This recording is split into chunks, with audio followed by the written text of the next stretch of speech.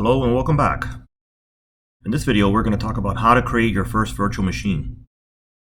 If you recall in previous videos, we talked about the history of virtualization, what virtualization is today, and we even learned how to install VirtualBox. Let's go ahead and continue. We're going to learn how to create that first virtual machine today. So I have a Windows 11 host machine that has VirtualBox 7 installed. I'm going to go ahead and launch VirtualBox. And that opens up the VM VirtualBox Manager. You'll notice there's nothing listed on the left navigation side under Tools, and that's because we have no virtual machines created yet. But we're going to go ahead and just jump right in and create a new virtual machine.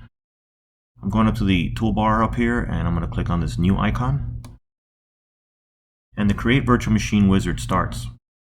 Now there's a more basic mode and an expert mode.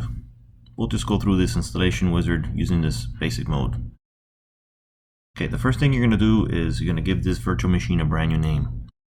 So I'm going to actually create a Windows 11 guest VM. So I'll just call this Win11. Now, choose the folder where your VM is going to be stored.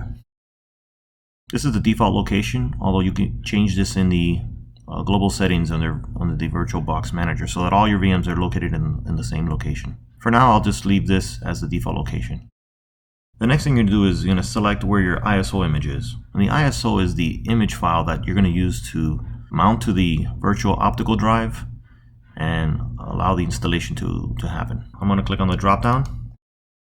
Notice that there are no ISO image displayed because we haven't used any yet.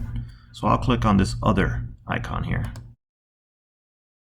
Now in my case, I've already downloaded an ISO image for Windows 11. And a lot of these ISO images, if you're going to be installing different operating systems, can be found on the vendor's websites.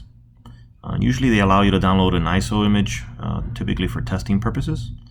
And if you're going to be using it for production reasons, generally need a product key or some type of activation to go along with it.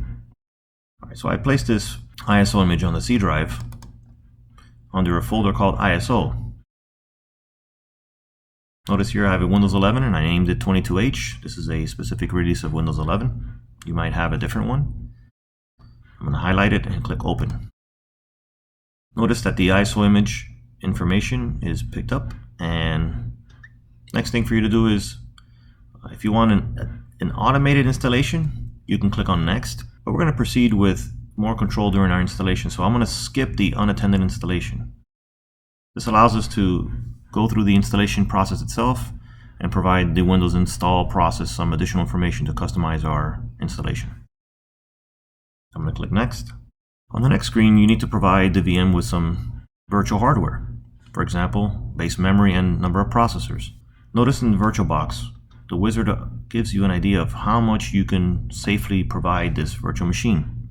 Any selection in the green will be acceptable, but keep in mind that if you have multiple VMs running, they all share the host resources.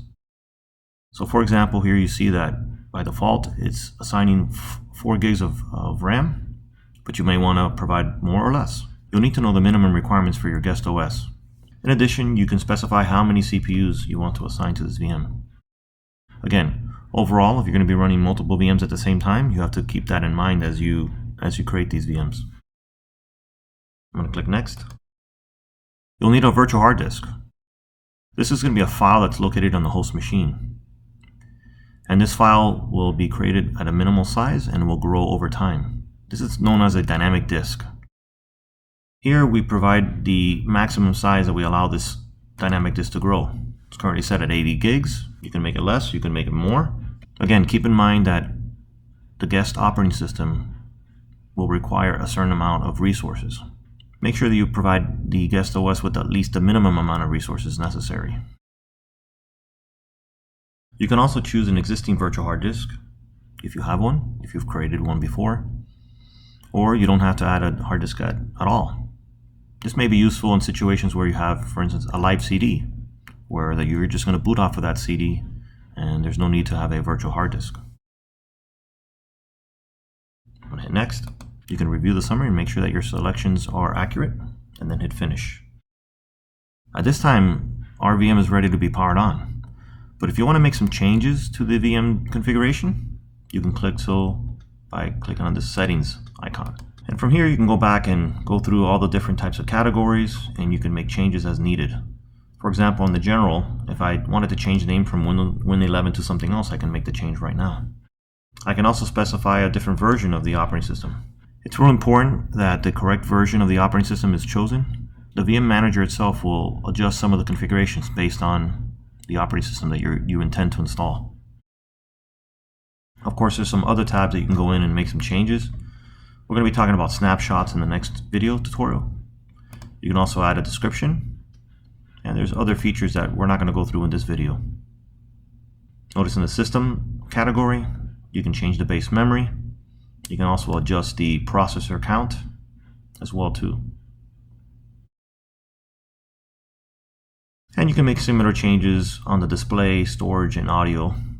On the audio tab, you can enable the audio or disable the audio. On the network category, you can add up to 4 different adapters. By default, the first network adapter is attached to NAT, which stands for Network Address Translation. In future videos, we're going to go through all of these different settings in more detail. Notice that adapter 2, 3, and 4 are not enabled. If your VM requires additional network cards, you can always come in and enable each additional network adapter. Your VM has to be powered down to be able to add or remove these adapters. So for now, we're just going to go ahead and proceed, as this is going to be a basic installation. Again, in future tutorials, we're going to go into more detail. And now we're ready to power up our VM. So I'm going to click on the Start button here.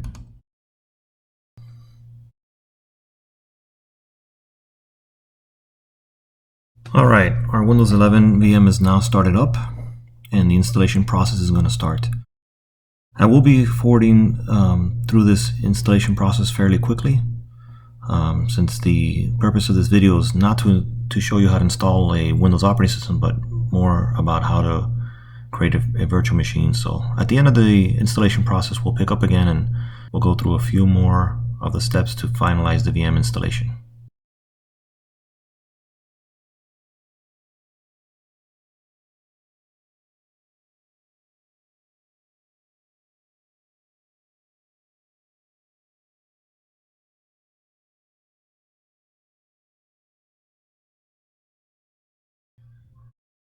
Alrighty, so we're at the last part of the configuration of our VM. Now that we have the operating system set up, in this case it's a Windows 11 machine, but for the portion of the VM configuration, the final part is to install what's called the guest additions. And the guest additions is it's an application installation, and it will introduce into the Windows guest VM additional drivers and additional software that the virtual environment could become more efficient, as far as having a better display driver, the ability for you to copy files between the host and the guest, and some of the features that we're going to be talking about in another video. So let me show you how to finalize the installation of the guest VM. So if I open up the File Explorer and I go to this PC, you'll notice that at the moment the ISO for the Windows 11 installations DVD is still mounted. So we're going to go ahead and click on Devices, Optical Drives, and we're going to say Remove Disk from Virtual Drive. And I'm using the menu bar off of the VirtualBox VM. The next thing we're going to do is click on Devices, and we're going to say Insert Guest Editions CD Image. Notice that the VirtualBox Guest Edition gets mounted, and we're going to go ahead and click on this pop-up and say Run the VBox Windows Editions.exe. This will start the installation process. Of course, we get user account control asking us if it's okay to proceed, and we're going to say yes. And this installation is just going to take just a few moments. We'll hit next, take these defaults, and install. Notice that a variety of different DLL files and executables are being installed, and additional services are being installed. And again, the purpose is to make the VM more efficient in this environment. Once the VirtualBox Editions gets installed, we finish it up with a reboot, and let's click on Finish. That'll restart our VM. The VM will be updated properly, and once it comes back online, the VM will be considered completely installed. Let me go ahead and sign in, and we have our very first VM created. Alright, as we sign in now, we'll notice that we're now at the Windows 11 desktop, and our VM is ready to be configured further as far as the IP configuration and other applications you might want to install. Keep an eye out for some additional virtualization videos, as we will be talking about snapshots and other configuration in the upcoming video series. Well, I hope you enjoyed this video. Please take a moment to like, subscribe, and comment on this video. We'll see you soon. Thank you.